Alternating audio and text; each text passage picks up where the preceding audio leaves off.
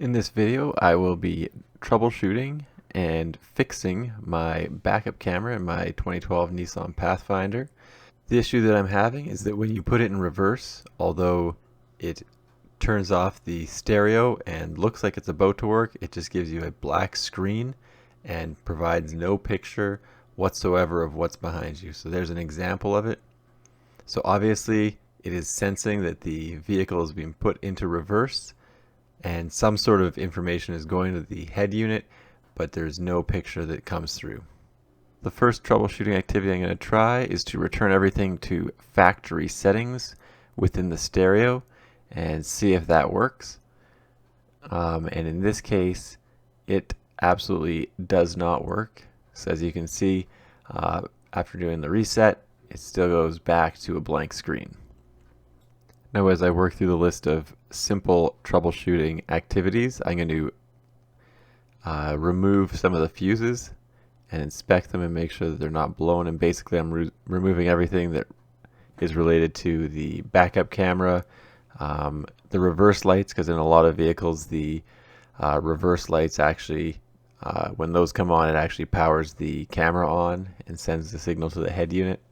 So I'll be checking those, and ultimately I find no issues with any of my fuses or relays, and removing them and replacing them, although it could do a sort of a more detailed reset of your system. In my case, it doesn't help me at all. So I'll start up the vehicle again and I'll put it in reverse, and once again it'll give me a black screen and nothing visual behind me.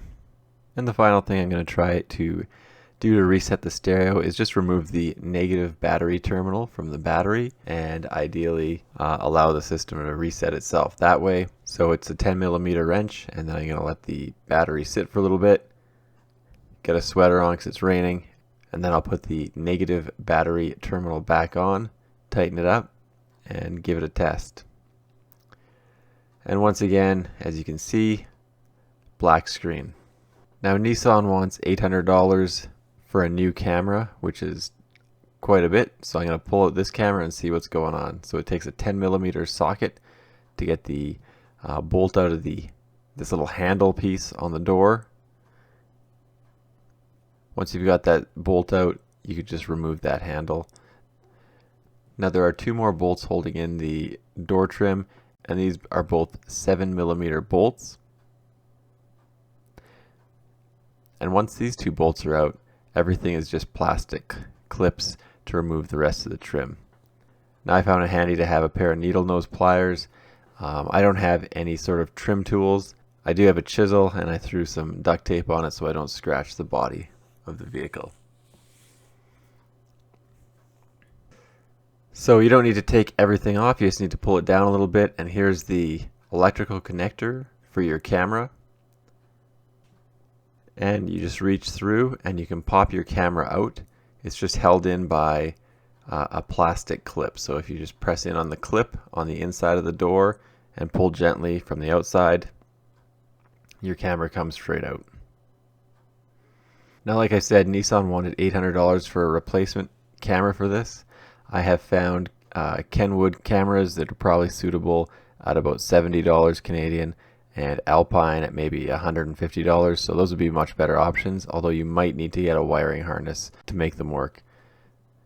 So what I'm going to do is clean up the wiring harnesses, make sure that there's no dirt or debris that's causing something to malfunction, and put everything back together and see if this backup camera works once it's all cleaned up, and ensure that everything is firmly connected. And before installing everything, I'm going to give it a test here. And great success. The camera is working now that I've cleaned everything up. So like I said, it's just a little plastic clip to get your camera back in. Pops into place, and then just reconnect the electrical connector.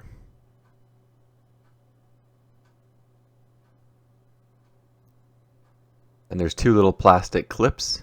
You don't have to remove it like I did, but just once it's, if you do, make sure that those clips go back on so that that's firmly secured.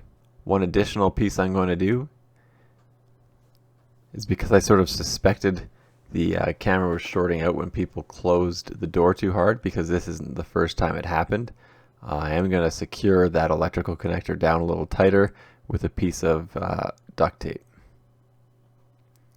And once again, now that everything's in place, I'll test it out, and absolutely working. Looking up at the sky there again. So I am satisfied that it's good to go, and I could button up all the plastic trim for the door.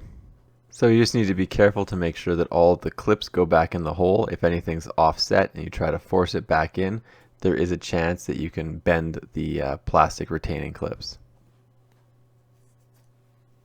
And once you have all the plastic clips in, you just take your 7mm socket and reinstall the 2 bolts on the driver's side, and then once that's done, use a 10mm socket and install the 1 bolt on the passenger side. And there's a little plastic cover. I actually don't think you need to take that off, but I did. Now with everything put back together and the door closed, I'll give it one final test.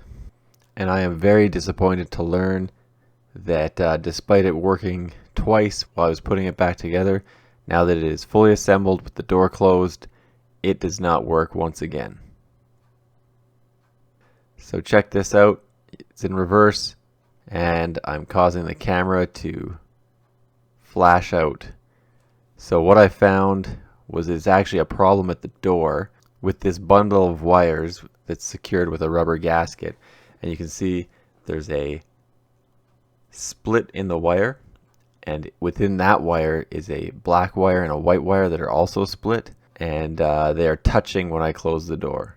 So I put a piece of electrical tape on each of the exposed wires, so the black one and the white one, and then I wrapped all of the insulated wire back up so that the 2 wires can no longer touch each other with the exposed copper.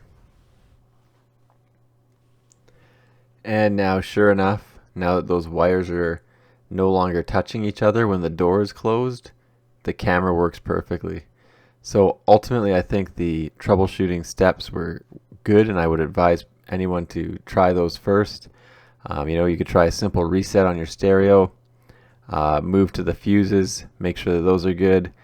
If everything is good at that point, if you want to do that, disconnect the battery and try a full reset.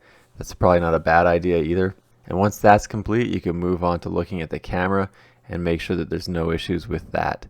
If you have a similar vehicle, or a vehicle with like a lid or a trunk where electrical wires have to pass through between the body of the vehicle and the trunk lid, it may be a good idea to pull back those rubber gaskets and take a look to ensure that you don't have damage in those high stress locations.